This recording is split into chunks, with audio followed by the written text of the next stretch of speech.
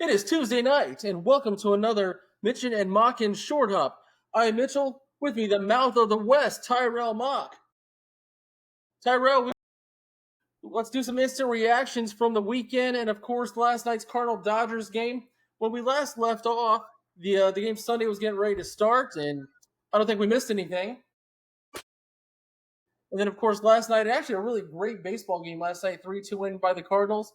Sonny Gray pitched very well. Kind of what are your thoughts on the last couple ball games? 16 strikeouts against the Padres, first and foremost. Like, come on. You put 9 balls in play. What are you doing? You're professional baseball players. You strike out 16 times in one game. Shades of the 2023 St. Louis Cardinals all over again with this. This hot and cold, we're going to strike out a bunch of times, not advanced runners, moving along the games. 9 balls in play the entire time. You get 27 outs in baseball. 16 plus 9. Am I doing the math right there? 25. Whoa, you know, yeah, yeah. But it's still at the same point. Like, what are you doing?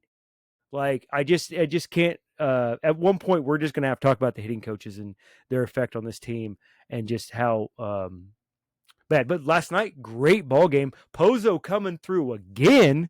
Like, this kid was what 2020 living out his car and homeless, and then Yeah. here he is in the big leagues now, um, just raking. And I've shades of Mark Whitten to me, coming off the bench, hitting bombs. I love it. He's a clutch hitter. Dude deserves to stay. I mean, you can complain all you want about everything that the Cardinals are doing with like the catchers and how many we have, but Pozo's been a bright spot for this year, and I have really enjoyed it.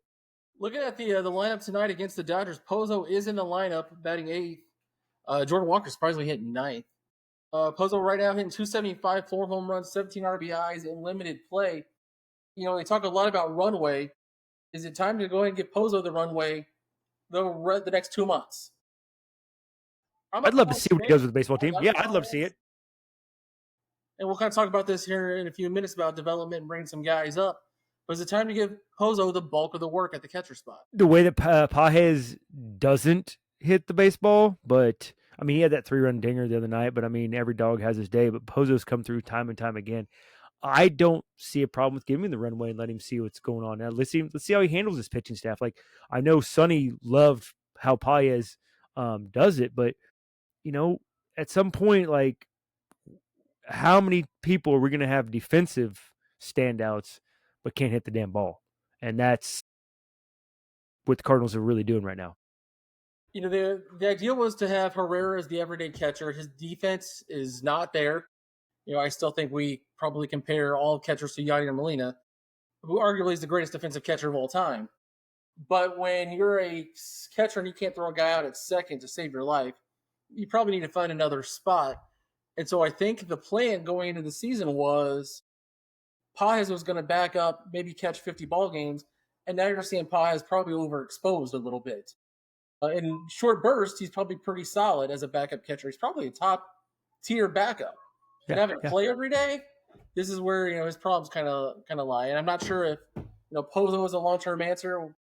The top three prospects are all catchers in the system. We'll talk about that here in a minute. But at some point, you got to solve that before you kind of figure everything else out. Yeah, 100%. I don't see a solution presenting itself anytime soon because you got such a logjam in that position, and the way the pitching staff is responding to Pages and the way Pozo's hitting, and then like you said, the top 3 prospects, and like, man, you're right. You never want to be the guy that follows the legend. Like, you're just never going to live at those standards. And that was Contreras, and the mishandling of Contreras by the organization is a podcast on its own. Yeah, He has yeah. been a team guy through and through with the way that they've handled his situation from day Heart and soul and fire of this team. I love him getting angry and looking at the other team like, come at me, bro.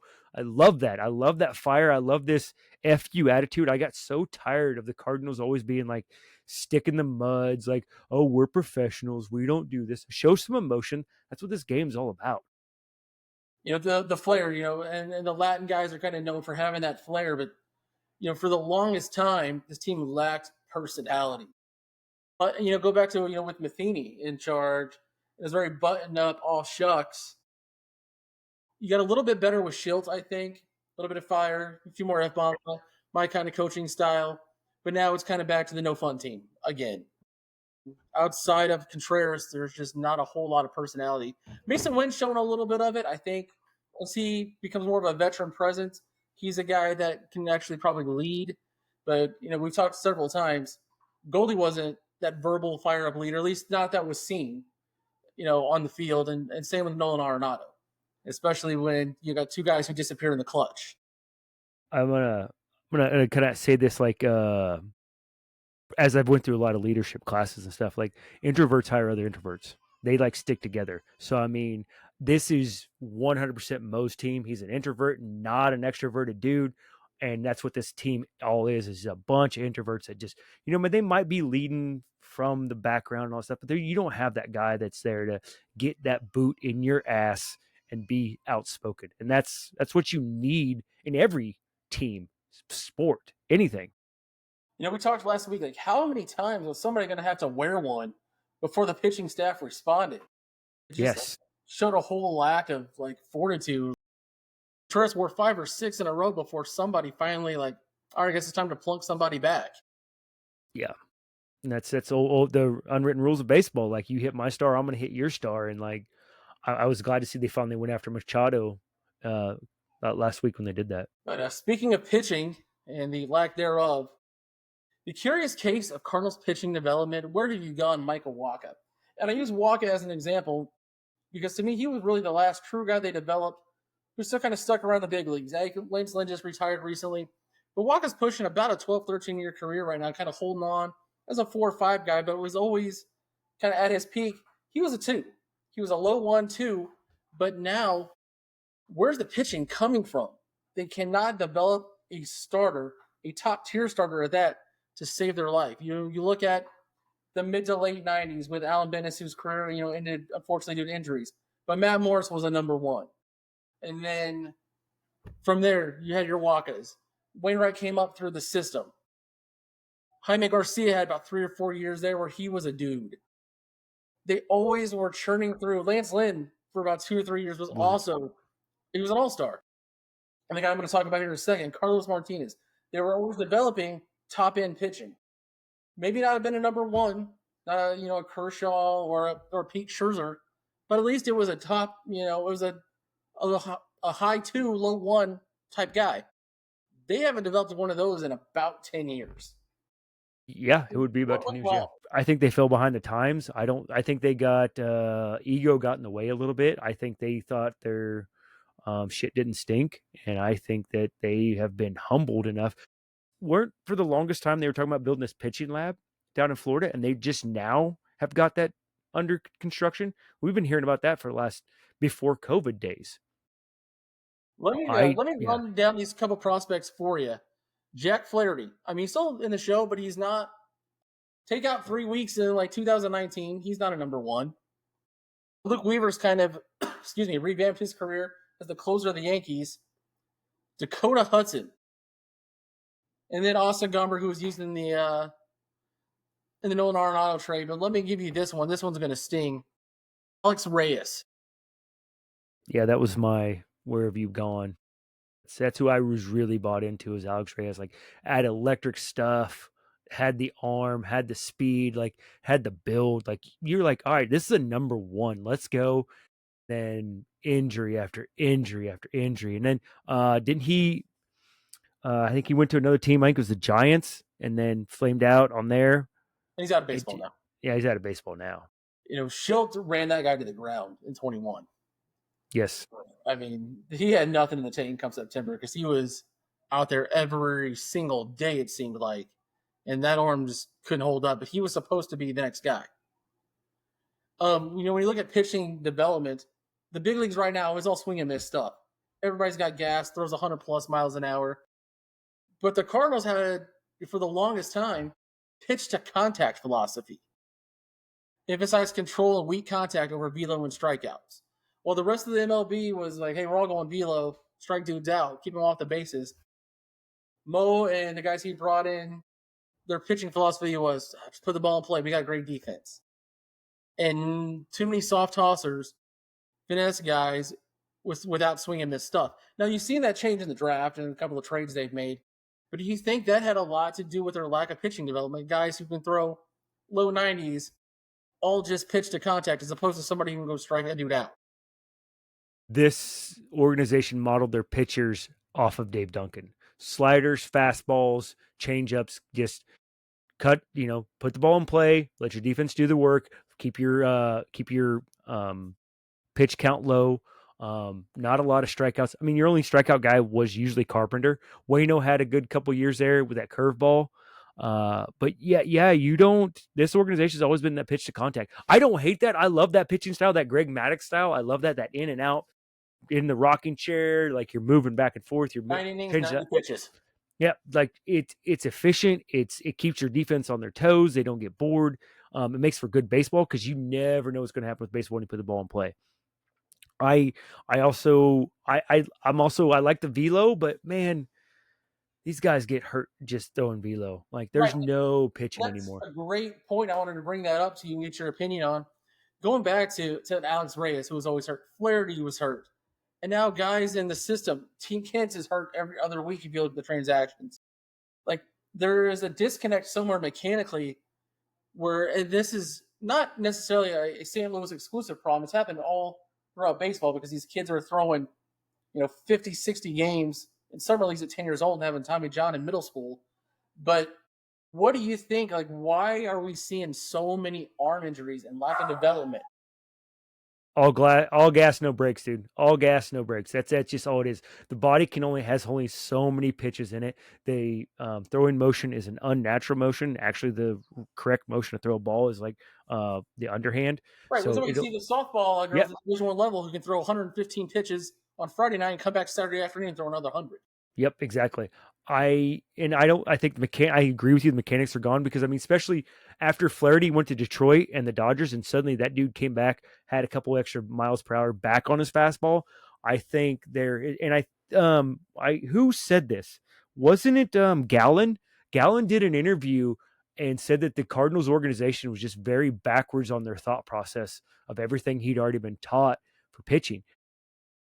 So it's traditionalist in me that I don't like this, but you can't have a 17-year-old kid go out there and throw 90 mile an hour and then still expect that to happen to his 28, 29 years old and when he's hitting 97. You're Justin Verlanders, your Max Scherzers, your Nolan Ryans, those are anomalies.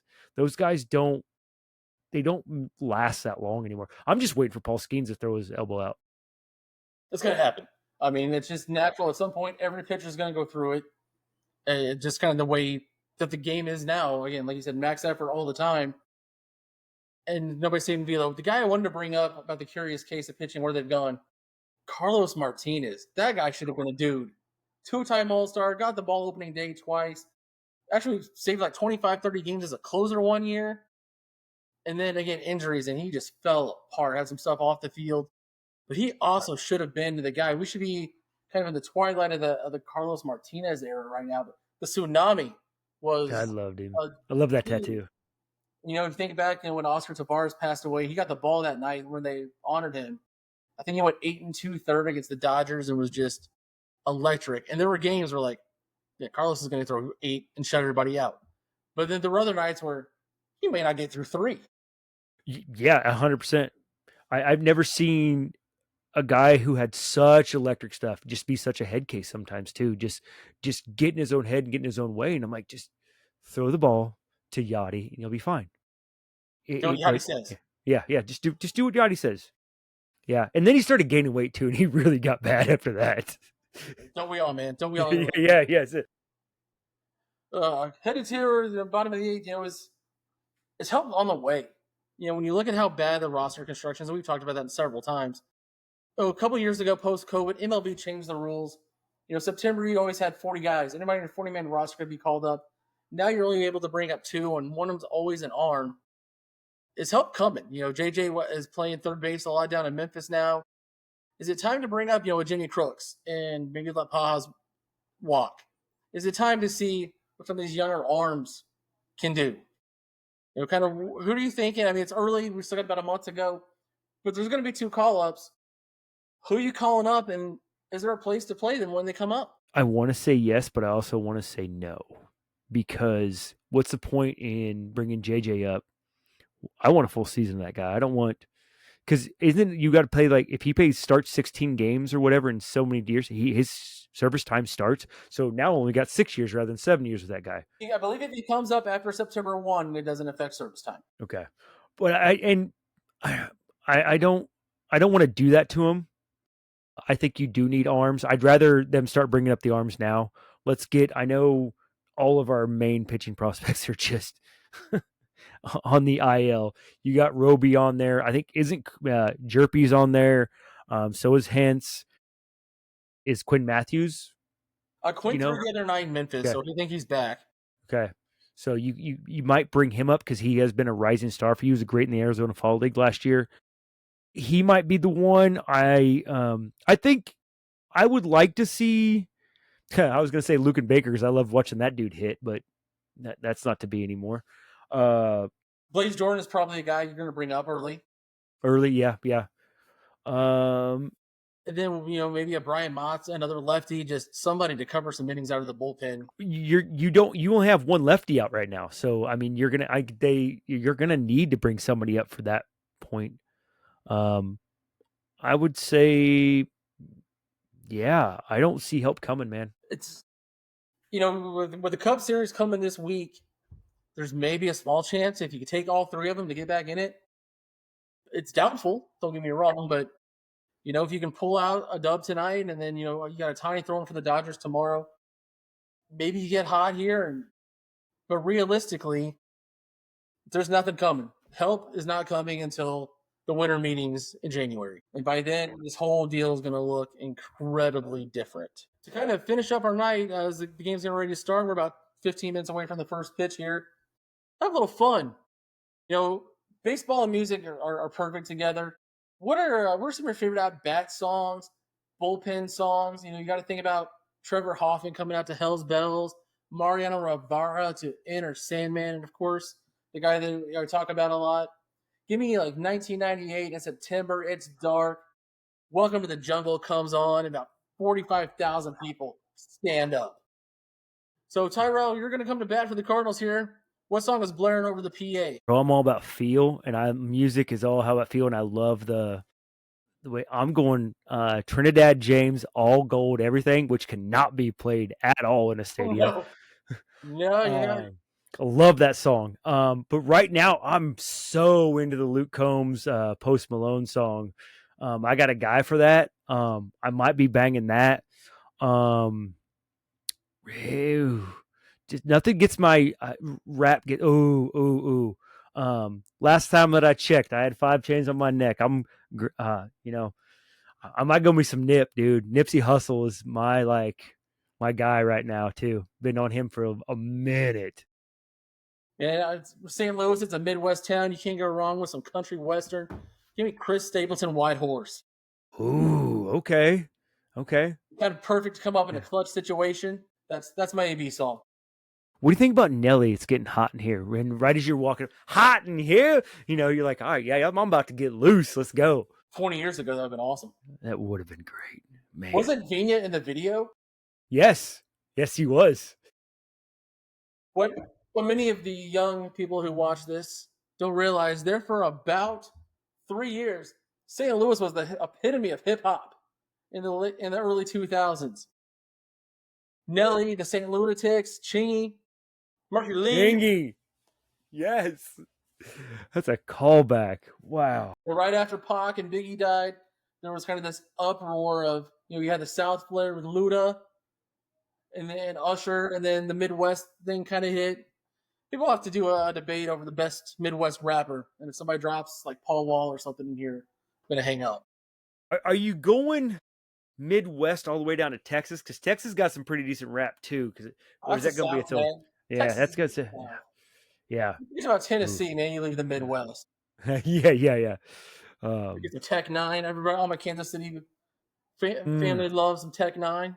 it's my wife's favorite artist, dude. She loves her some tech. I've Well, been to we know she has so terrible many. taste. She married you. Yeah. Dude, I've been in so many Tech Nine concerts and I'm just like, I don't need to see him anymore. Like, I'm good. Like, can I be done with this? And then, of course, about the time the Chiefs got hot, he started putting out music again, and it just everybody's kind of sick of Tech Nine. Yeah. But yeah, drop it in the comments or on our TikTok feed what your at bat song would be. It's about time for first pitch. We'll be back Thursday night with the full show. For the mouth of the West, Tyrell Mock, I'm Mitchell. This has been a Mitch'n and Mauck'n short hop. We will see you Thursday night. See ya.